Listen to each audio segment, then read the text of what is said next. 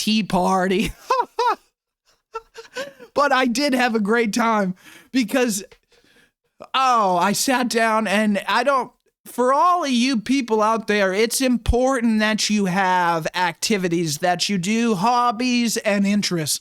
I am so excited to talk to anybody and the hobbies and interests they have, because at this baby shower I was at, I got to talk to the star of my own personal, familial Storage Wars star. I got this guy that's in this extended family that we're all kind of a part of, and he's the most exciting guy to talk to. So, damn, if you've never watched Storage Wars, all these people that keep their junk in these storage lockers, when they run out of money to keep paying their bills, or they croak, or something else happens, they auction them off to whatever numbnuts wants to come in and see if there's any treasures in here. And I love the numbnuts that go in there and do it, because you find so much cool shit that's been lost to time. I love time. I love this moment here and now.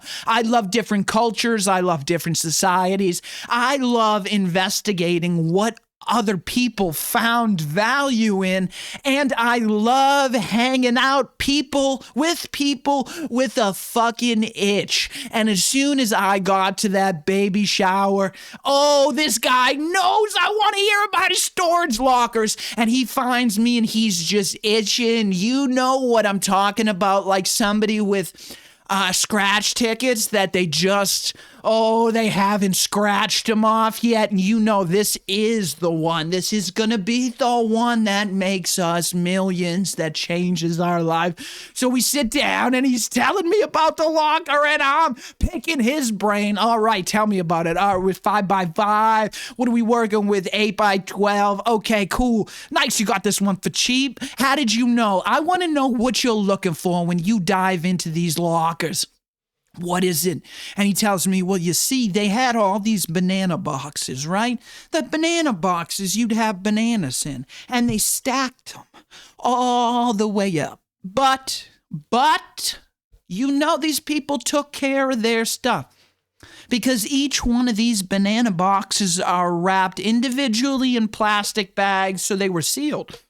Who knows what could be in there? And at the back of this storage locker, we have a ladder. And everyone knows somebody with a ladder and banana boxes individually wrapped in plastic. They collect jewelry and fine antiques.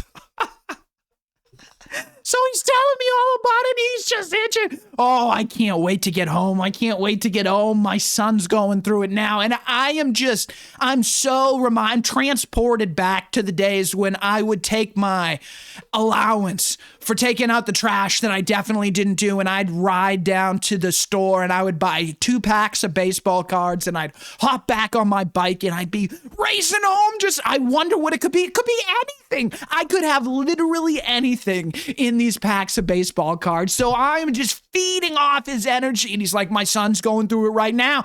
I'd like to be there, but I gotta be at this baby shower. Oh, why are we at these baby showers? And I'm like, I know, we could be unpacking your storage locker right now, uncovering $1 million. I just know it. And did I tell you what I got? 2 weeks ago, I got a World War I bayonet off some guy at a garage sale. He wasn't even selling it. I asked him, you got any World War I stuff? And he's like, no, but I got this knife. And who knows if it was actually World War I? Who fucking knows? That's the fun of this. That's what's so exciting. So his son's at home and he's like, just go through the boxes. You got going through it. I'll check in later. And so then they call us up for breakfast. So who gives a shit about this story? Everything goes on hold. We all go up for some nice tea and crumpets. It was delicious. Thank you for the invitation. And I don't know, 20 minutes later, other side of the room, he's like, Mugsy, hey, Mugsy, loser, 100% loser, fucking loser, all trash, dude. And I'm fuck, now we gotta wait until next week. Now we gotta wait until next week. Oh, and this he's telling me as they're right before they're doing the auction, 2 undercover cops or FBI, whatever, show up. Detectives, that's what they were. Detectives off duty, whatever, plain clothes. They're at one of the auctions, and they're like, locker number 24. And they're like, oh, no, we're going to take that one. And he's like, yeah, we're going to start the bidding now. And he's like, no, we're going to take that one. And he shows a badge, and he's like, oh, okay, yeah, this one's all yours. And everybody's like, oh, what the fuck? And because everybody didn't see the badge, and he's like, oh, okay, well, with da-da-da-da, we're investigating this case. And everybody's just standing around investigating the case. What's going on? What could be in here? What treasures? Or is it a dead body? Are we going to bust this thing open and there's going to be blood rolling out? And the cops were like, the auctioneer was like, what if you guys didn't get here in time and we auctioned this off to, like, I don't know, the next bidder, and there's something of value in here? And the 2 detectives just look at each other like, no one's ever asked us that.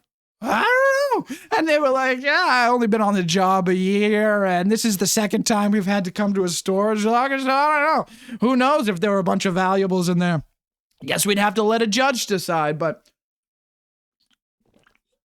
what I'm saying is men are psychopaths. There's not always structure to what we're doing, but there's some logic that we're following, because there could be $1 million in one of those storage units, and we got nothing else to do. And I don't know if you guys notice, but it's not like the economy's in a great place.